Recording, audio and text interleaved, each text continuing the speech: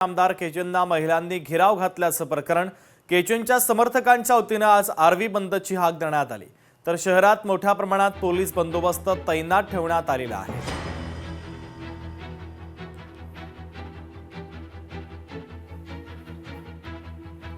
त्यांनी एका महिलेला असे शब्द का वापरावे आणि जे शब्द त्यांनी वापरले त्याचा अर्थ आम्हाला सांगावा, यासाठी आम्ही त्यांना आज तिथं सगळ्या महिलांनी घेरलं आणि त्यांना विचारणा करता असताना त्यांनी आम्हाला त्याचं उत्तर न देता लावालावी केली आणि सगळं सावरण्याचा प्रयत्न केला। म्हणून आम्ही त्यांच्यावर सगळ्या महिला रोष व्यक्त केला की बा आम्हाला त्याचं कारण सांगा, तुम्ही आमच्याशी असे का वागले? आम्ही इतक्या वर्षापासून तुमच्यासोबत काम केलं, कधी तुमच्याशी बेईमानी केली नाही, पक्षाशी कधी आम्ही गद्दारी केली नाही। या महिला 4 महिला अंगावर आल्यात म्हणजे अश्लील प्रकारे शिवीगाळ सुद्धा केलेली आहे, जे आजपर्यंत माझ्या इतिहासात कधी घडलं नाही। राजकीय इतिहासामध्ये ते काळ यांनी घडवण्याचा प्रयत्न केलेला आहे। त्या ठिकाणी मी त्यांचा निषेध करतो आहे आणि ज्या नेत्यांनी यांना फूस लावून असा प्रकार करण्यास भाग पाडलं त्यांचाही या ठिकाणी निषेध करतो आहे। आणि या पद्धतीची कालच्या घटनेची मी 9 लोकांच्या नावाने तक्रार सुद्धा सादर केलेली आहे। कालची झालेली घटना दुर्दैवी आहे, ती टाळता आली असती।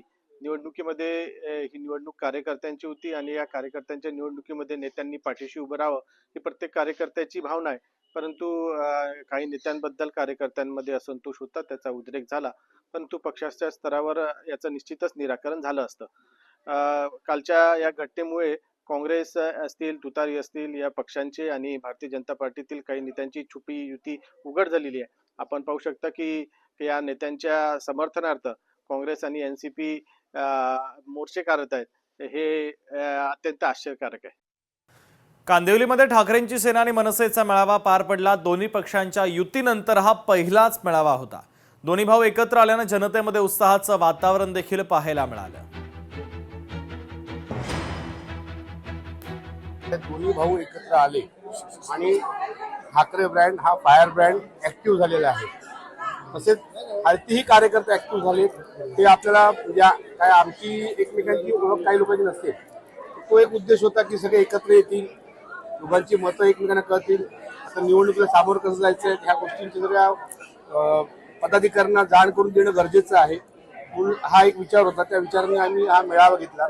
मला वाटतं हा मेळावा मला या युतीचा ऐतिहासिक मेळावा म्हणायलाही हरकत नाही, कारण पहिला मेळावा आहे, संपूर्ण महाराष्ट्रामध्ये हा पहिला मेळावा आहे।